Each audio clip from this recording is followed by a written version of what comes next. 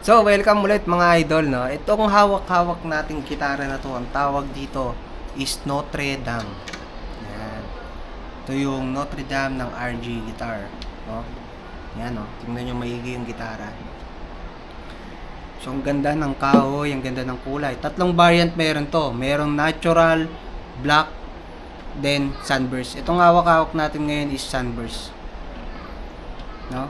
Anong specs nito? China Ash yung top nito. Yan. Then yung likod nito is fiberglass. Yan o. Fiberglass.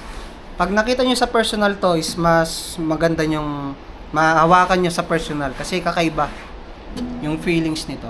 Then yung neck nito naka V-neck. V-neck siya kung tawagin is naka V.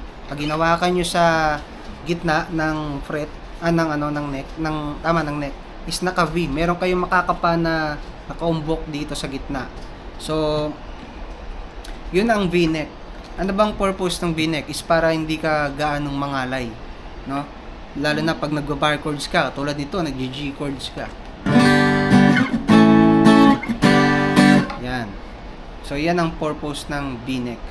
So, ngayon, etong gitara na to is nagkakalaga ng 7,499, no?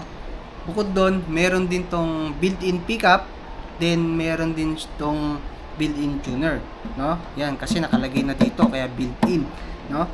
Bukod doon, meron tong bass, mid, treble. Tapos yung pinaka-effects nitong pickup na to is meron siyang phaser. Kung makikita nyo dito, pag tiningnan nyo maigi, meron tong phaser na effects. Pinipindot lang yung mga idol, no? Tapos yung lalagyanan niya ng battery is andito sa likod. Yan. 9 volts ang kailangan na battery dito. Yan. Tapos, may lalagyanan din to ng strap button. Yan. Sa likod. Ilalim, saka dito sa part ng neck. Yan siya. Ngayon, yung tuning peg niya sa likod, ayan ang itsura ng tuning peg niya. Is, ang tawag dito is hiwa-hiwalay ata ito eh. Ano bang tawag dito, sir?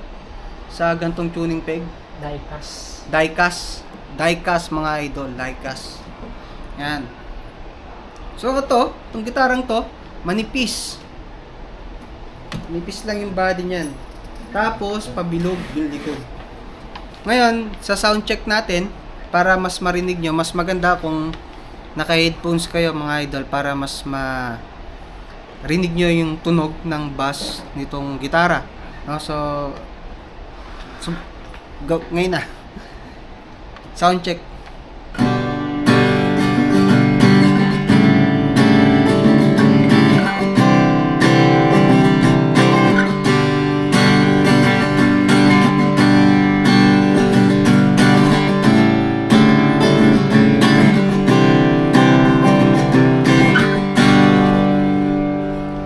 So yun mga idol, yung tunog ng strumming niya. Ngayon sa yung strings na plucking ba tawag dun?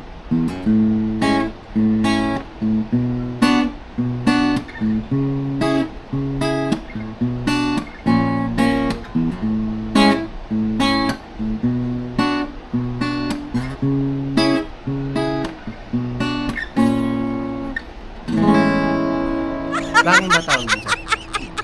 Plucking. Hindi, ikakat ko naman yan. Plucking ba tawag dun? Nalimutan ko tawag dun eh.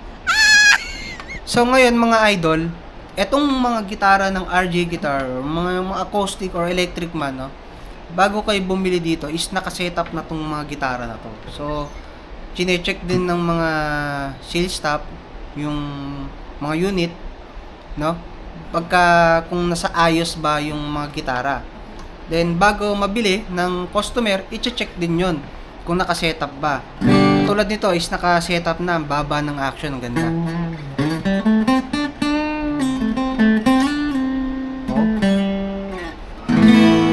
Pwede nang gamitin kaagad. Kumbaga, ready na kaagad siya sa tugtugan, mga idol, no? So, yun lang. Itong gitara na to is nagkakalaga ng 7,499, no? Available to sa lahat ng store. Tulad dito sa Festival Mall, available tong gitara na to. Tawag dito is Notre Dame na gitara, no? So, mas maganda, pumunta kayo sa mga branch para masubukan nyo yung unit, no? So, see you soon sa next video.